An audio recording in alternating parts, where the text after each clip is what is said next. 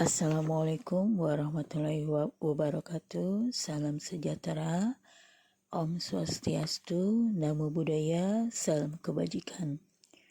Kita kembali di video pembelajaran mata pelajaran sosiologi. Kita akan belajar tentang bentuk-bentuk gaya hidup, dampak dari globalisasi. Perubahan gaya hidup sebagai bentuk atau sebagai dampak dari globalisasi. Yang pertama, gaya hidup modern dan konsumtif. Globalisasi mendorong masyarakat untuk mengikuti tren global. Contohnya, membeli barang bermerek, membeli barang-barang import atau barang-barang internasional seperti HP, tas, pakaian, sepatu, dan lain-lainnya. Gaya hidup yang berorientasi pada konsumsi atau konsumtif, hanya untuk keinginan, berbelanja untuk keinginan, bukan kebutuhan. Gaya hidup selanjutnya yaitu gaya hidup digital atau dikenal dengan digital lifestyle. Teknologi membuat masyarakat bergantung pada perangkat digital, seperti penggunaan HP yang hampir di semua aktivitas, belanja online, menggunakan layanan transportasi online, kemudian menggunakan media sosial seperti Facebook, Instagram, LinkedIn, dan lain-lainnya. Selanjutnya, gaya hidup instan atau praktis atau gaya hidup yang mau cepat, yang kita selalu pelajari atau kita selalu pahami sebagai gaya hidup yang tidak berorientasi atau tidak memikirkan bagaimana prosesnya, tetapi langsung kepada hasilnya.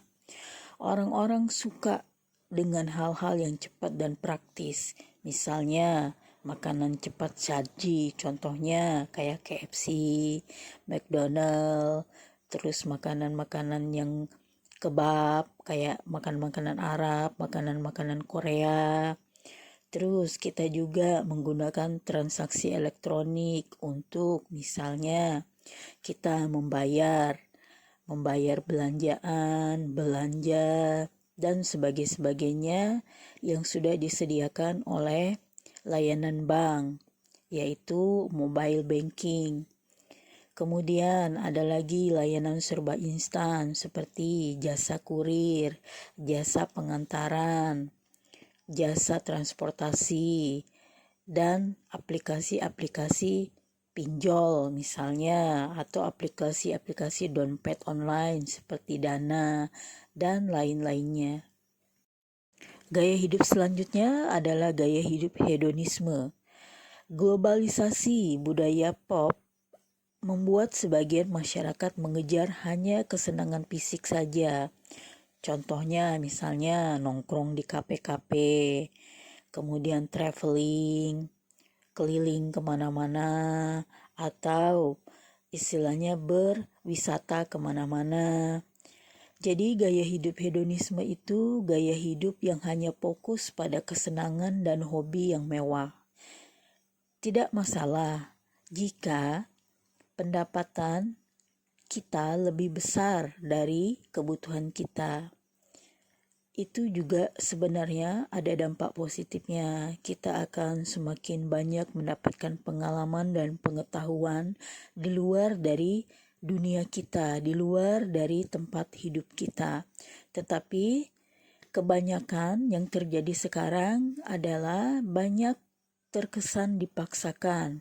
Misalnya nongkrong di kafe cuma mau dibilang keren, cuma mau misalnya untuk mengambil spot-spot foto menarik yang bisa dipajang atau dibagikan di media sosial kita. Terkesan memaksakan diri karena kita tidak menyesuaikan pendapatan kita dengan gaya hidup yang kita mulai jalani. Sehingga lambat laun itu akan menjadi sebuah tuntutan dan kebutuhan yang harus kita lakukan, bahkan bisa menjadi seperti kecanduan gaya hidup seperti itu. Banyak kasus yang terjadinya flexing, yang banyak juga adalah penipuan. Misalnya mengedit foto di tempat-tempat yang kita inginkan supaya dibilang kita keren, kita modern, kita tidak ketinggalan dengan zaman. Gaul kalau bahasa umumnya dikenal. Gaya hidup selanjutnya adalah gaya hidup sehat atau healthy lifestyle. Pengaruh global juga bisa berdampak positif, yaitu banyak masyarakat atau orang-orang mulai memperdulikan atau mulai menerapkan gaya hidup sehat, seperti masyarakat atau orang-orang mulai sering fitness atau gym culture, kemudian gaya hidup vegetarian atau vegan, diet organik, tren hidup sehat seperti olahraga yoga, zumba, dan pilates. Ini adalah salah satu bentuk dari gaya hidup yang positif sebagai dampak dari globalisasi. Gaya hidup selanjutnya adalah gaya hidup individualis. Masyarakat cenderung lebih fokus pada diri sendiri. Contohnya, kurang interaksi langsung, lebih banyak berkomunikasi lewat media sosial, prioritas hanya pada karir, prestasi, dan kebebasan diri. Sebenarnya banyak dampak positif juga dari gaya hidup individualis kalau kita bisa menempatkan gaya hidup individualis mana yang memang untuk kita sebagai pribadi dan mana kita sebagai sosial. Kalau kita menerapkan gaya hidup individualis sebagai pribadi hanya untuk kepentingan-kepentingan pribadi seperti prioritas karir, prestasi, dan privasi atau kebebasan pribadi, tidak masalah, tapi kita juga tetap berinteraksi atau peduli dengan lingkungan sosial kita. Artinya kita bisa memisahkan itu. Tetapi gaya hidup individualis dimaksud di sini adalah kita menutup diri dari interaksi sosial, lingkungan sosial di sekitar kita. Kita tidak peduli dengan keadaan lingkungan di sekitar kita. Kita menjadi orang yang tidak percaya dengan orang lain, kemudian kita tidak punya kesadaran atau rasa empati, simpati kepada lingkungan di sekitar kita atau apapun yang terjadi di sekitar kita. Kita lebih fokus dengan dunia kita sendiri.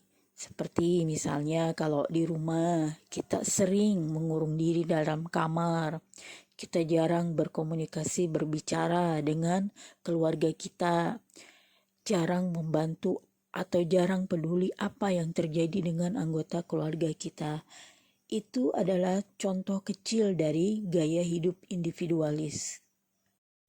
Gaya hidup selanjutnya adalah gaya hidup multikultural, yaitu gaya hidup yang berasal dari campuran budaya dari seluruh dunia yang mempengaruhi kehidupan kita. Misalnya lagi tren, contoh kita bergaya atau berbusana atau meniru hal-hal yang berbau dengan negara lain, contoh negara Korea, contoh negara Jepang, contoh negara Barat. Kemudian kita menyukai musik-musik internasional seperti pop, house musik, western, dan kebiasaan global seperti yaitu kita suka nongkrong di kafe-kafe untuk ngopi dan sebagainya. Gaya hidup selanjutnya adalah gaya hidup ramah lingkungan atau eco lifestyle. Tren global yang semakin peduli bumi juga sebagai salah satu bentuk dari gaya hidup yang positif. Contohnya, kita mulai mengurangi penggunaan plastik pada waktu kita belanja. Kita lebih menggunakan tote bag atau tas yang awet yang ramah dengan lingkungan. Terus kita mulai menggunakan tumbler atau kemana-mana membawa tumbler sebagai tempat minum kita. Dan memilih produk-produk yang ramah lingkungan. Gaya hidup selanjutnya adalah gaya hidup kompetitif atau gaya hidup yang selalu dengan penuh daya saing. Contohnya dampak globalisasi di bidang dunia kerja. Kita harus memaksakan atau harus dipaksakan untuk berkompetisi, berdaya saing dalam mencari pekerjaan. Kita harus mengembangkan skill kita, kemampuan kita yang bisa menjadi alat ukur, yang bisa menjadi kelebihan kita dalam berdaya saing atau berkompetitif. Misalnya contoh, kita kursus bahasa Inggris, kursus komputer, kursus masak, kursus menjahit, kursus pada bidang keahlian-keahlian yang kita sukai lainnya. Demikian materi pembelajaran kita kali ini. Terima kasih telah menonton video ini. Kita ketemu di video pembelajaran selanjutnya.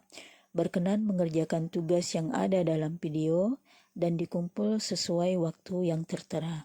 Saya akhiri. Wassalamualaikum warahmatullahi wabarakatuh. Salam sejahtera. Om Swastiastu, Namo Buddhaya, salam kebajikan.